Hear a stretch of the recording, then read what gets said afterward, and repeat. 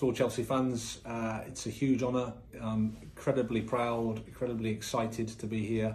Really looking forward to meeting you all. Really looking forward to getting to work with the players, to ride in a team that is competing and winning, and something that you're really, really proud of. Can't multitask, you know, guys. Like speak and take a picture. That's difficult for me. I'm only a head coach, you know.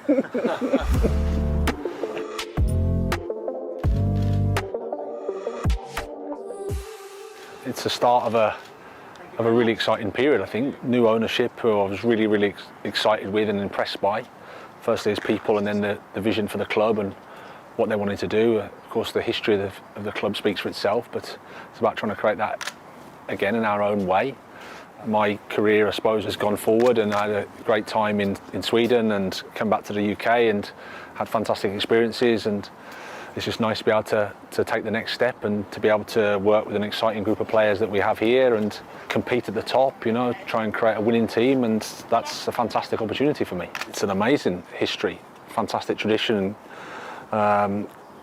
historic football club. I mean, grown up with the fantastic teams of Chelsea of the modern era. You only have to walk around the place here and you see the pictures, you see the trophies, you see the names. It's incredible, and it's a huge honour, like I said, for me to be part of that now. I like players to enjoy the football, so that's really important, that you can create a team where the players actually enjoy playing, because I think that can then transmit to the supporters, and ultimately the most important connection at a football club is between the team and the supporters.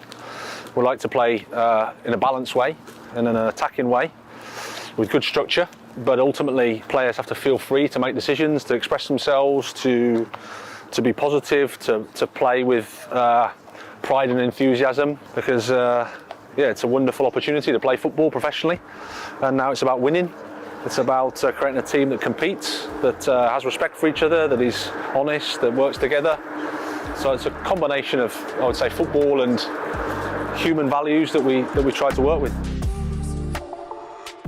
I think you have to understand that they're human beings first, and the key thing is to try to understand them, understand what motivates them, and understand what they're like as people, and then to try to, from that, try to come to some common ground, try to build relationships, to try to communicate effectively on a daily basis, and build respect, build trust, build honesty, and so my starting point was always be the person first.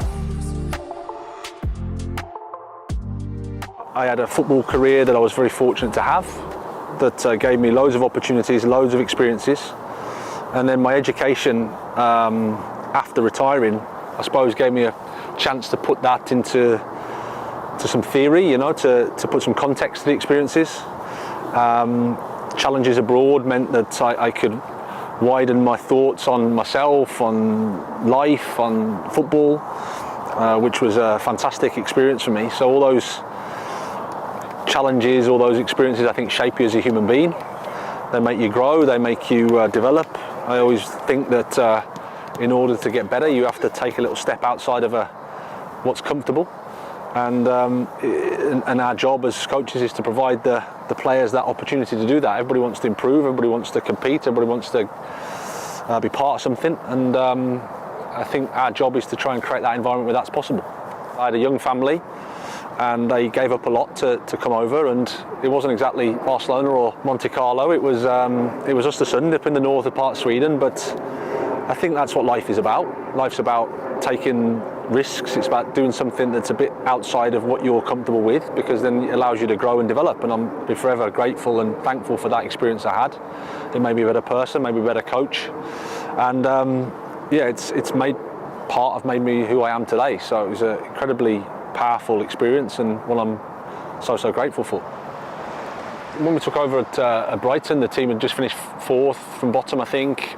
Played a certain style. Chris had done a fantastic job keeping them in the Premier League, and the remit was to bring the age of the squad down, was to change the playing style and to align the recruitment together with winning football matches in the Premier League. And everybody will know that it's the toughest league in the world. It's if you want to talk about how you can keep your message going forward, if you want to talk about how to convince people that you're on the right path, it's winning. And when you're sort of down the bottom, or you're fighting for that that position and you're trying to develop the club, that's the challenge, I think. So we've learned a lot. We've learned a lot in the Premier League. You learn a lot about what you can deal with, about the ups and downs of it, about how you have to take responsibility all the time when things aren't going well. But I think we can use the experiences in a really good way, and we're a lot stronger and a lot better for them. Surreal, hectic, a whirlwind, exciting, amazing. A little bit of sadness, of course, because you're leaving some good people, but very, very happy and excited to meet some new people. So, whole range of emotions, but overall, I would have to say, really, really happy and very proud. It's one of those places that fills you with incredible excitement when you come as an away team. The crowd are always very, very passionate. They're always getting behind the home side. It's a really, really tough place to play. So I'm looking forward to being on the other end of that and getting that support with the team, because it's amazing. The atmosphere is fantastic, and it's something I'm really looking forward to.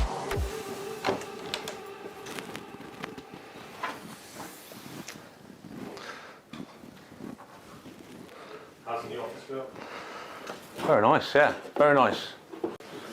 Very nice view, that's the main thing. It's a huge honour to be here. I'm so excited, so happy. I'm going to give everything I can every single day to give you a team that you're proud of. Can't wait to get started, and I'm really looking forward to seeing you all. His performances at Brighton, his ascent in management, and would he be the right man to come in at Chelsea? Well, I don't think there's anybody who wouldn't agree that what Graham Potter's done at Brighton is absolutely fantastic. What they're doing this year, on top of the great football that they've played over the last 2 or 3 seasons, is they're actually getting results. They're actually scoring goals. It's very difficult not to understand that eventually Graham Potter's going to get a chance at the so-called big clubs. Some are saying it's maybe not a great time to take over Chelsea, but guess what? Whenever you get a job at a big club, it's because there's problems. And so, in my opinion, I think Graham Potter is the man for the job. I hope and I would assume that Todd Boehly and the rest of his owners understand that this Chelsea side isn't going to turn around in a couple of games. It's going to take some time. And I hope they understand that if they do get Graham Potter, it will take some time to get him playing the type of football that he had his Brighton side playing, and not again in 12 months' time say have a knee-jerk reaction if things haven't quite worked out the way they wanted. So, in my opinion, Potter is definitely the man.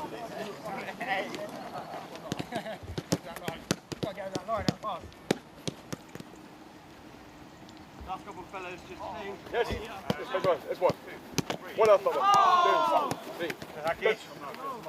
One. No, There's one. 3, 4. There's one.